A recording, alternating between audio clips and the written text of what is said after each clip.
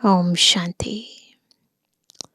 संगम युग पर विश्व कल्याणकारी, विश्व सेवाधारी शिव बाबा हमें संपूर्ण संसार की सेवा करने की विभिन्न विधियां सिखाते हैं।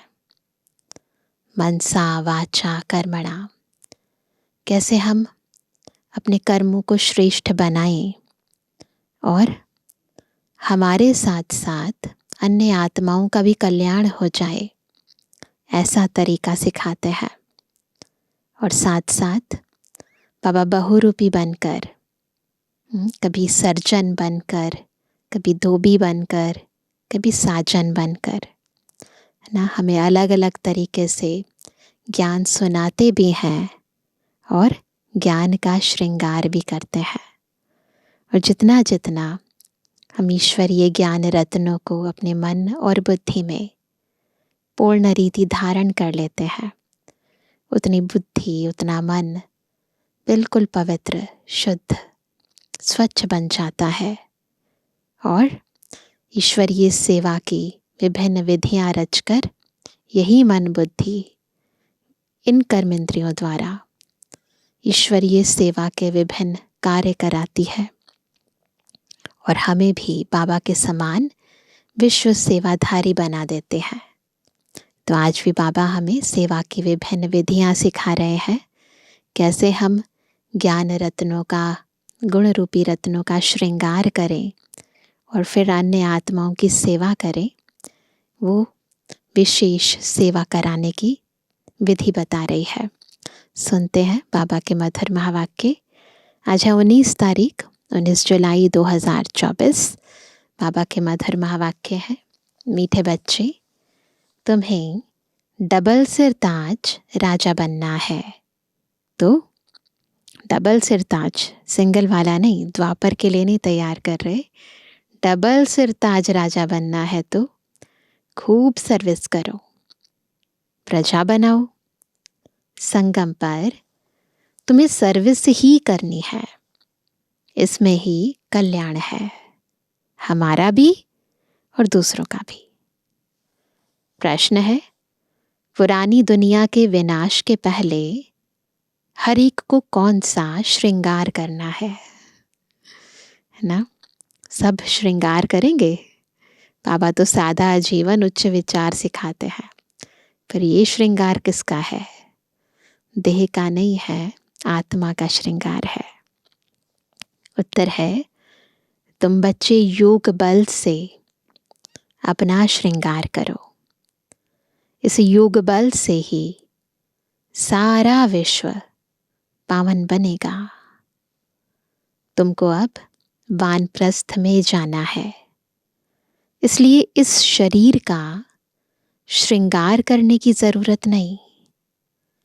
यह तो वर्थ नॉट पैनी है, इससे ममत्व निकाल दो।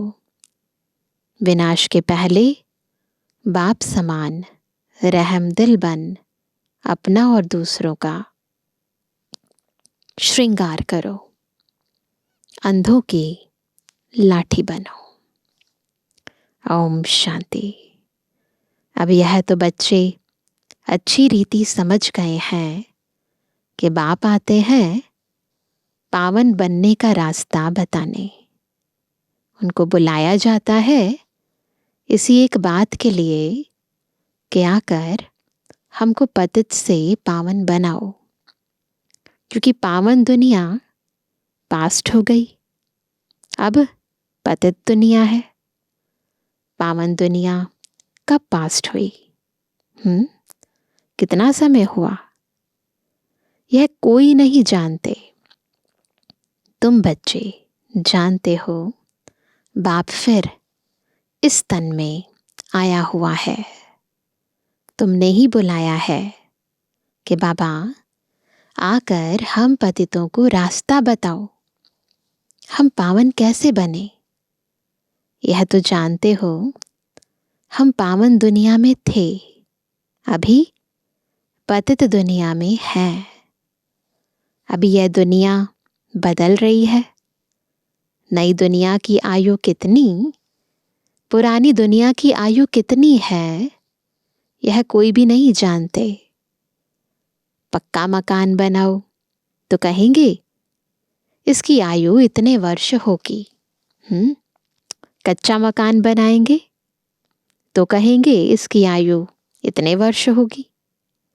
समझ सकते हैं यह कितने वर्ष तक चल सकता है। मनुष्यों को यह पता ही नहीं कि यह जो सारी दुनिया है उनकी आयु कितनी है। यहाँ का रॉ मटेरियल जो 5 तत्व है वो तमो प्रधान है, तो यह कच्चा मकान। वहाँ सतयुग में सब सत्व प्रधान है, वो है पक्का मकान। तो इसीलिए वहाँ की आयु और यहाँ की आयु में बहुत अंतर हो जाएगा। तो ज़रूर बाप को आकर बताना पड़े। दुनिया की बात और कोई नहीं बता सकता ना, बाबा आएंगे बताने। बाप कहते हैं बच्चे अब यह पुरानी पतित दुनिया पूरी होनी है। न भगवान को पता है, न रचयिता को पता है कि बस ये खत्म होने वाली है। नई पावन दुनिया स्थापन हो रही है। नई दुनिया में बहुत थोड़े मनुष्य थे। नई दुनिया है सतयुग, जिसको सुख धाम कहते हैं। यह है दुख धाम, इसका अंत जरूर आना है। फिर सुख धाम की हिस्ट्री रिपीट होनी है। सबको यह समझाना है। बाप डायरेक्शन देते हैं। अपने को आत्मा समझ बाप को याद करो और फिर औरों को भी यह रास्ता बताओ। खुद पहले सोल कॉन्शियस होकर बाबा को याद करो, फिर अन्य आत्माओं को भी सिखाओ कि कैसे अपने को आत्मा समझना है और बाबा को याद करना है। लौकिक बाप को तो सब जानते हैं, पारलौकिक बाप को तो कोई जानते नहीं, सर्वव्यापी कह देते हैं। कच्छ मच्छ अवतार या 84 लाख योनियों में ले गए हैं। इतनी कंफ्यूजन है तो याद करने का तो सवाल ही नहीं उठता। दुनिया में कोई भी बाप को नहीं जानते। बाप को जाने तब समझे। अगर पत्थर ठिक्कर में है तो वर्षे की बात ही नहीं ठहरती। पत्थर थोड़ी ना किसी को कुछ देगा, वर्षे की बात खत्म हो जाती है ना। बाप है तो वर्षा देगा, सुख देगा, शांति देगा, प्यार देगा। अभी पत्थर ठिक्कर ईंट ये सब थोड़ी ना आपको कुछ देंगे। देवताओं की भी पूजा करते हैं, परंतु कोई का ऑक्यूपेशन है ना, ऑक्यूपेशन तो किसी का नहीं जानते। बिल्कुल ही इन बातों में अनजान है। तो पहली पहली मूल बात समझानी चाहिए। सिर्फ चित्रों से कोई समझ ना सके। इम्पॉर्टेंट है अपने को आत्मा समझो, बाबा को याद करो। मनुष्य बेचारे न बाप को जानते हैं न रचना को जानते हैं कि शुरू से लेकर यह रचना कैसे रची। देवताओं का राज्य कब था। जिनको पूजते हैं कुछ भी पता नहीं। समझते हैं लाखों वर्ष सूर्यवंशी राजधानी चली, फिर चंद्रवंशी लाखों वर्ष चले। इसको कहा जाता है अज्ञान। अभी तुम बच्चों को बाप ने समझाया है, तुम फिर रिपीट करते हो। पता नहीं है कुछ भी, है ना। रचता और रचना का ज्ञान ना केवल एक रचयिता शिव बाबा ही दे सकते हैं, मनुष्य आत्माएं नहीं दे सकती। बाप भी रिपीट करते हैं ना। तुम समझाओ, पैगाम दो, नहीं तो राजधानी कैसे स्थापन होगी। यहाँ बैठ जाने से नहीं होगा। बैठना नहीं है, बस लगे रहो सेवा में। हाँ, घर में बैठने वाले भी चाहिए। वह तो ड्रामा अनुसार बैठे हैं। यज्ञ की संभाल करने वाले भी चाहिए।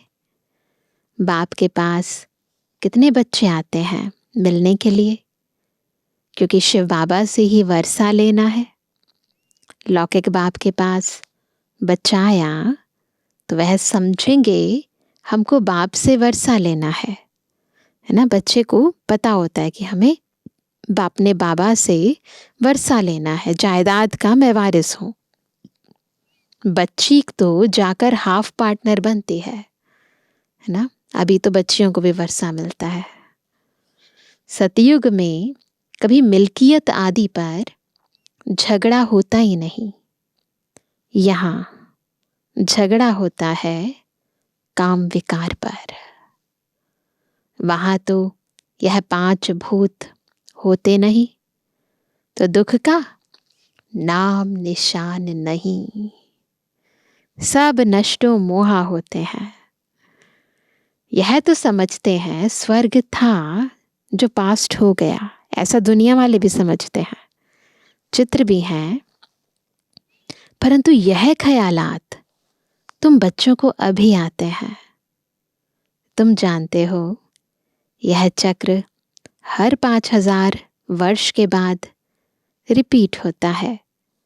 शास्त्रों में कोई यह नहीं लिखा है कि सूर्यवंशी चंद्रवंशी डिनाइस्टी 2500 वर्ष चली। अखबार में पढ़ा था कि बड़ौदा के राजभवन में रामायण सुन रहे हैं। बाबा ने पढ़ा होगा न्यूज़पेपर में। कुछ भी आफतें आती हैं तो मनुष्य भक्ति में लग जाते हैं भगवान को राजी करने के लिए। ऐसे कोई भगवान राजी होता नहीं है। नहीं, ये तो अपने आप बनाया हुआ है। बाकी ऐसा नहीं है कि कुछ ऐसा करने से भगवान कोई नाराज़ हो गया है हमसे इसलिए ऐसा हो रहा है। नहीं, ऐसा कुछ नहीं है। तो फिर उसको राज़ी करने के लिए हम यज्ञ कर रहे हैं, पूजा पाठ कर रहे हैं। ये तो ड्रामा में नोंद है। भक्ति से कभी भगवान राज़ी नहीं होता। तुम बच्चे जानते हो आधा कल्प भक्ति चलती है, खुद ही दुख उठाते रहते हैं। कितनी मेहनत करते हैं भक्ति के अंदर ना। यज्ञ, तप, दान, पुण्य, तीर्थ, व्रत, उपवास, बहुत कुछ करते हैं। भक्ति करते करते सब पैसे खलास कर देते हैं। ये बातें तो कोई विरले ही समझेंगे। जो बच्चे सर्विस पर हैं वह समाचार भी देते रहते हैं। समझाया जाता है यह ईश्वरीय परिवार है। ईश्वर तो दाता है, वह लेने वाला नहीं है। उनको तो कोई भी देते नहीं और ही सब बर्बाद करते रहते हैं। बाप तुम बच्चों से पूछते हैं तुमको कितने अथाह पैसे दिए, तुमको स्वर्ग का मालिक बनाया, फिर वह सब कहाँ गया? पूछते हैं बाबा। इतने कंगाल कैसे बने? अभी मैं फिर आया हूँ। तुम कितने पद्मा पदम भाग्यवान बन रहे हो। मनुष्य तो इन बातों को कोई भी नहीं जानते, तुम जानते हो। अभी इस पुरानी दुनिया में यहाँ रहना नहीं है, यह तो खलास हो जानी है। मनुष्यों के पास जो ढेर पैसे हैं वह किसी के हाथ आने नहीं हैं। विनाश होगा तो सब खलास हो जाएंगे। कितने माइल में बड़े बड़े मकान आदि बने हुए हैं, ढेर की ढेर मिल्कियत है, सब खत्म हो जाएगी। क्यों? क्योंकि तुम जानते हो जब हमारा राज्य था तो और कोई थे ही नहीं, वहाँ अथाह धन था। तुम आगे चल देखते रहेंगे क्या क्या होता है। उनके पास कितना सोना, कितनी चांदी, नोट आदि हैं, वह सब बजट निकलता है, अनाउंस करते हैं इतना बजट है तो इतना खर्चा है ना। दुनिया में तो यही करते हैं ना, बजट निकालते हैं, इतनी इतनी इनकम है तो अकॉर्डिंगली फिर वो पैसे को डिवाइड कर देते हैं। बारूद पर कितना खर्चा करते हैं दुनिया के अंदर। जो गवर्नमेंट है बहुत सारा पैसा जो है बारूद आदि बनाने पर खर्चा करती है, तो डिफेंस सर्विसेज में बहुत पैसा जाता है। तो बारूद पर कितना खर्चा है? अभी बारूद पर इतना खर्चा करते हैं, उससे आमदनी तो कुछ है नहीं, यह रखने की चीज़ तो है नहीं, आमदनी तो नहीं है, परंतु ये बारूद कोई रखने वाली चीज़ भी नहीं है, है ना। इससे तो विनाश होना ही है। रखने का होता है सोना और चांदी। दुनिया गोल्डन एज्ड है तो सोने के सिक्के होते हैं, सिल्वर एज में चांदी है, वहां तो अपार धन होता है। फिर कम होते होते अभी देखो क्या निकला है। अभी कहाँ है ना सोना ना चांदी, अभी क्या है? कागज के नोट। विलायत में भी कागज के निकले हैं। कागज तो काम की चीज नहीं, बाकी क्या रहेगा? यह बड़ी बड़ी बिल्डिंग्स आदि सब खत्म हो जाएंगी। कागज तो कागज है, वो तो खत्म हो जाएगा, बिल्डिंग भी खत्म हो जाएंगी। इसलिए बाप कहते हैं, मीठे मीठे बच्चे, यह जो कुछ देखते हो, इम्पॉर्टेंट बात, धारणा करने की बात, कि यह जो कुछ देखते हो ऐसे समझो यह है नहीं, है ना। कुछ भी रहना नहीं है, पहले से ही ये समझ लो जैसे कि ये है नहीं। यह तो सब खलास हो जाना है। शरीर भी पुराना, वर्थ नॉट अ पैनी है। भल कोई कितना भी सुंदर हो, ये दुनिया ही बाकी थोड़ा समय है। व्यक्ति का क्या है, उसका तो एक पल का भी भरोसा नहीं है, कुछ ठिकाना थोड़ी है। बैठे बैठे मनुष्य का क्या हो जाता है, हार्ट फेल हो जाते हैं। मनुष्य का कोई भरोसा नहीं। सतयुग में थोड़ी ऐसा होगा, वहाँ ऐसा नहीं होगा। वहाँ कभी भी अनसर्टेनिटी नहीं होती है, वहाँ कभी किसी की अचानक मृत्यु नहीं होती। यहाँ पर हार्ट फेल हो जाता है, एक्सीडेंट्स हो जाते हैं, बीमारियाँ हो जाती हैं। सतयुग में थोड़ी ऐसा होगा। वहाँ तो काया कल्प तरु समान होती है, बिल्कुल कंचन काया। योग बल से अब तुम बच्चों को बाप मिला है। कहते हैं इस दुनिया में तुमको रहना नहीं है, ये दुनिया अभी हमारे लिए नहीं है, इधर नहीं रहना है। अभी से ही मन बुद्धि से वहां रहना शुरू कर दो, है ना। बाकी प्रैक्टिकली में तो जाएंगे ही जाएंगे, परंतु अभी से ही मन बुद्धि से वहां रहना शुरू कर दो। तो अभी इस दुनिया में तुमको रहना नहीं है, ये छीछी दुनिया है। अब तो योग बल से अपना श्रृंगार करना है। वहां तो बच्चे भी योग बल से होते हैं, विकार की बात ही वहां नहीं होती। योग बल से तुम सारे विश्व को पावन बनाते हो, तो बाकी क्या बड़ी बात है। इन बातों को भी वही समझेंगे जो अपने घराने के होंगे। बाकी तो सबको शांति धाम में जाना है, वह तो है घर। जिनको सुख धाम में जाना है ना, वो इन बातों को समझ पाएंगे। परंतु मनुष्य उसको घर भी नहीं समझते हैं। वो तो कहते हैं एक आत्मा जाती है, दूसरी आती रहती है, सृष्टि वृद्धि को पाती जाती है, रचयिता और रचना को तुम जानते हो, है ना। प्रैक्टिकली क्या होता है वो हम जानते हैं। इसलिए कोशिश करते हो औरों को समझाने की, यह समझकर कि बाबा का स्टूडेंट बन जाए, सब कुछ जान जाए, खुशी में आ जाए। हम तो अब अमरलोक में जाते हैं। आधा कल्प तो झूठी कथाएं सुनी हैं, अब तो बहुत खुशी होनी चाहिए। अमर लोक में हम जाएंगे, है ना। ये है अमर कथा, इस अमर कथा को सुनने से हम प्रैक्टिकली अमर लोक में जाएंगे। न केवल कहानियों की बात नहीं है, इस मृत्यु लोक का अभी अंत है। हम खुशी का खजाना यहाँ से भरकर जाते हैं। तो इस कमाई करने में, झोली भरने में अच्छी रीति लग जाना चाहिए। टाइम वेस्ट नहीं करना चाहिए। बस अभी तो हमको औरों की सर्विस करनी है, झोली भरनी है। बाप सिखलाते हैं, रहम दिल कैसे बनो, अंधों की लाठी बनो। यह सवाल तो कोई सन्यासी, विद्वान आदि पूछ नहीं सकते। न कोई पूछेगा रहम दिल कैसे बनो, अंधों की लाठी कैसे बनो। उनको क्या पता स्वर्ग कहाँ, नर्क कहाँ होता है।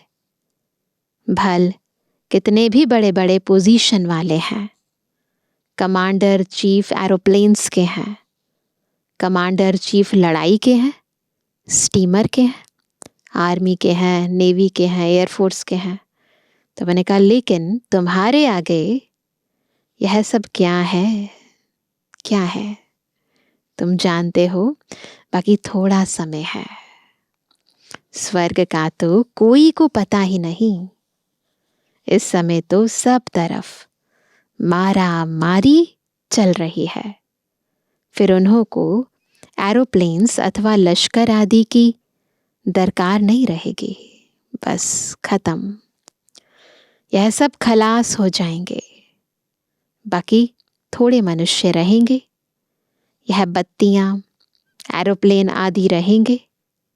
परंतु दुनिया कितनी छोटी रहेगी, भारत ही रहेगा। जैसे मॉडल छोटा बनाते हैं ना, बिल्कुल एक छोटा मॉडल बनाते हैं, और कोई की भी बुद्धि में नहीं होगा कि मौत आखिरीन कैसे आना है। तुम तो जानते हो मौत सामने खड़ा है, दूर नहीं है, बहुत नजदीक है, सामने खड़ा है। वह कहते हैं हम यहाँ बैठे ही बॉम्ब्स छोड़ेंगे, रिमोट कंट्रोल है, बस बटन दबाया और बॉम्ब्स छूट जाएंगे। जहाँ गिरेगा सब खत्म खत्म हो जाएंगे। कोई लश्कर आदि की दरकार नहीं है। एक एक एरोप्लेन भी करोड़ों खर्चा खा जाता है। कितना सोना सबके पास रहता है, टन्स के टन्स सोना है, वह सब समुद्र में चला जाएगा। यह सारा रावण राज्य एक आइलैंड है, अनगिनत मनुष्य हैं। तुम सब अपना राज्य स्थापन कर रहे हो, तो सर्विस में बिजी रहना चाहिए। कहाँ बाढ़ आदि होती है तो देखो कैसे बिजी हो जाते हैं, सबको खाना आदि पहुंचाने की सर्विस में लग जाते हैं। पानी आता है तो पहले से ही भागना शुरू करते हैं। तो विचार करो सब कैसे खत्म होंगे। सृष्टि के ऑलराउंड सागर है, सब जगह पानी के ऊपर ही तो धरती है ना, तो सारी जगह पानी ही पानी है। विनाश होगा तो जलमयी हो जाएगी, पानी ही पानी। बुद्धि में रहता है हमारा राज्य था तो यह बॉम्बे, कराची आदि तो थे नहीं, है ना। भारत कितना छोटा जाकर रहेगा, इतना बड़ा भारत भी नहीं होगा। सो भी मीठे पानी पर, वहाँ कुएं आदि की दरकार नहीं। पानी बड़ा स्वच्छ पीने का रहता है, ये फिल्टर्स वगैरह की ज़रूरत नहीं होगी। वहाँ ऐसे ही बड़ा स्वच्छ होगा, मीठा पानी होगा, सब मिनरल्स होंगे उसके अंदर। नदियों पर तो खेल पाल करते हैं, गंदगी की कोई बात नहीं। नाम ही है स्वर्ग, अमरलोक। नाम सुनकर ही दिल होती है। क्या दिल होती है? स्वर्ग का नाम सुनकर जल्दी जल्दी बाप से पूरा पढ़कर वर्षा ले लेवे, पढ़कर और फिर पढ़ावे, सबको पैगाम दे। बस फटाफट बाबा का कार्य संपन्न हो और हम फिर से मुक्ति धाम जाएं, जीवन मुक्ति धाम में आए। तो बाबा कहते सबको पैगाम दे, कल्प पहले जिन्होंने वर्षा लिया है वह ले लेंगे। पुरुषार्थ करते रहते हैं क्योंकि बेचारे बाप को नहीं जानते हैं। बाप कहते हैं पवित्र बनो। जिनको हथेली पर बहिश्त मिलेगा वह क्यों नहीं पवित्र रहेंगे? बोलो, हम क्यों नहीं एक जन्म पवित्र बनेंगे? बस एक जन्म पवित्र बनना है और फिर जो प्राप्ति है वो कितनी है, कितनी ज्यादा है। जबकि हमें विश्व की बादशाही मिलती है ना, तो विश्व की बादशाही के आगे एक जन्म की पवित्रता क्या है? कुछ भी तो नहीं है। भगवान वाच, तुम इस अंतिम जन्म में पवित्र बनेंगे तो पवित्र दुनिया के मालिक बनेंगे 21 जन्म के लिए। सिर्फ यह एक जन्म मेरी श्रीमत पर चलो। रक्षाबंधन भी इसकी निशानी है ना। तो क्यों नहीं हम पवित्र रह सकेंगे? बेहद का बाप गारंटी करते हैं। बाप ने भारत को स्वर्ग का वर्षा दिया था, जिसको सुख धाम कहते हैं। अपार सुख थे, यह है दुख धाम। एक कोई बड़े को तुम ऐसे समझाओ तो सब सुनते रहेंगे। किसी बड़े को समझाओ ना तो बस फिर बाकी सब अपने आप आ जाएंगे। योग में रह बताओ तो सबको टाइम आदि ही भूल जाए, कोई कुछ कह ना सके। 15-20 मिनट के बदले घंटा भी सुनते रहें, परंतु वह ताकत चाहिए। देह अभिमान नहीं होना चाहिए। यहां तो सर्विस ही सर्विस करनी है, तभी कल्याण होगा। राजा बनना है तो प्रजा कहाँ बनाई है? राजा बनना है ना तो प्रजा भी तो बनानी पड़ेगी ना। ऐसे ही बाप थोड़ी माथे पर पाग रख देंगे। जिम्मेवारी ऐसे थोड़ी ना मिलती है, कुछ तो करना पड़ता है ना। प्रजा डबल सिरताज बनती है क्या? तुम्हारी एम ऑब्जेक्ट ही है क्या बनना है? डबल सिरताज बनने की। बाप तो बच्चों को उल्लास दिलाते हैं। जन्म जन्मांतर के पाप सिर पर हैं, वह योग बल से ही कट सकते हैं। बाकी इस जन्म में क्या क्या किया है वह तो तुम समझ सकते हो ना। पाप काटने के लिए योग आदि सिखाया जाता है। बाकी इस जन्म की तो कोई बात नहीं। तमो प्रधान से सतो प्रधान बनने की युक्ति बाप बैठ बतलाते हैं। बाकी कृपा आदि तो जाकर साधुओं से मांगो, अपने पर खुद कृपा करनी है, बाबा की श्रीमत पर चलना है ना। अच्छा मीठे मीठे के लिए जन्मानी बच्चों पे जुर्मानी बाप दादा का दिल जान सको प्रेम से नंबरवार प्रसाद अनुसार याद कर। रूहानी बच्चों की रूहानी बाप दादा को गुड मॉर्निंग, नमस्ते नमस्ते नमस्ते। धारणा के लिए मुख्य सार पहला, अमर लोक में जाने के लिए संगम पर खुशी का खजाना भरना है। खुशी का खजाना कैसे भरेंगे? बाबा से सर्व प्राप्तियां लेंगे तो खुशी रहेगी।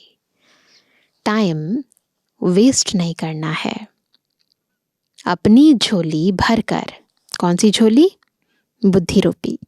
अपनी झोली भरकर रहम दिल बन अंधों की लाठी बनना है। खुद की झोली भरी होगी ना, फिर अपने आप रहम भी आएगा और फिर दूसरों को भी मदद कर सकेंगे। दूसरा, हथेली पर बहिश्त लेने के लिए पवित्र जरूर बनना है।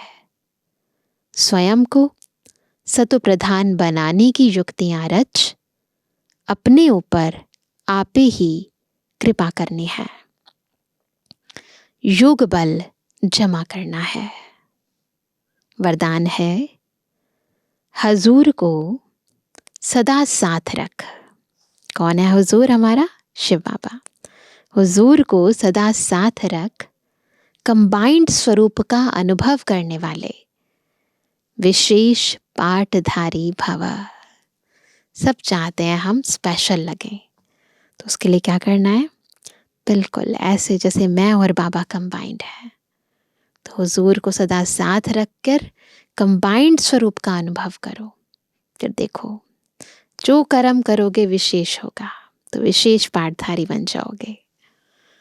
बच्चे जब दिल से कहते हैं बाबा, कैसे कहते हैं? दिल से, तो दिलाराम हाजिर हो जाता है। इसलिए कहते हैं हजूर हाजिर है। और विशेष आत्माएं तो है ही कंबाइंड। लोग कहते हैं जिधर देखते हैं उधर तू ही तू है, और बच्चे कहते हैं हम जो भी करते हैं, जहां भी जाते हैं, बाप साथ ही है। कहा जाता है करन करावन हार, तो करन हार और करावन हार कंबाइंड हो गया। इस स्मृति में रहकर पाठ बजाने वाले विशेष पाठधारी बन जाते हैं। मैं आत्मा करनहार करावनहार शिव बाबा उनकी श्रीमत प्रमाण में हर कार्य कर रही हूँ। तो मैं और बाबा कंबाइंड इस स्थिति में रहकर हर कर्म करो, छोटा कर्म भी बड़ा कर्म भी।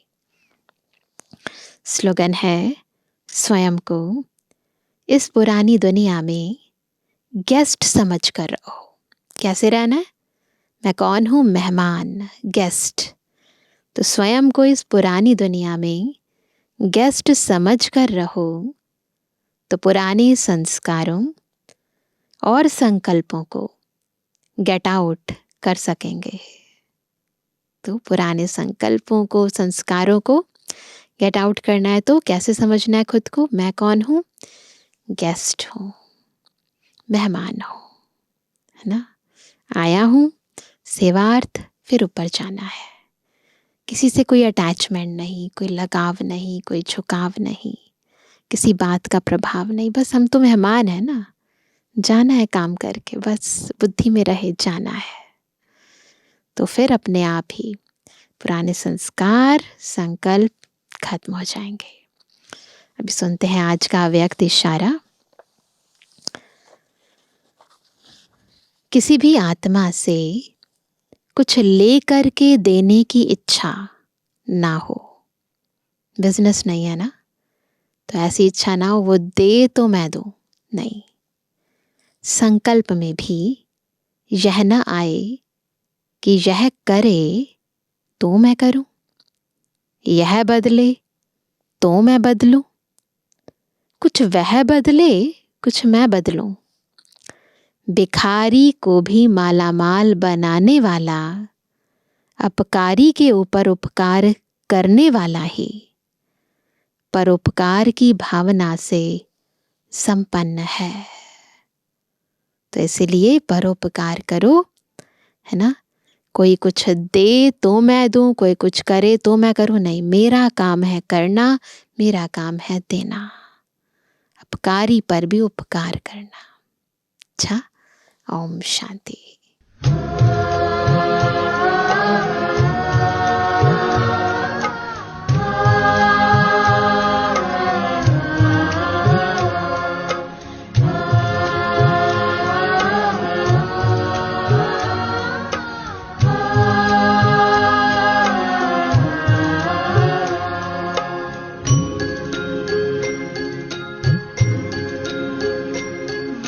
प्यार तुम्हारा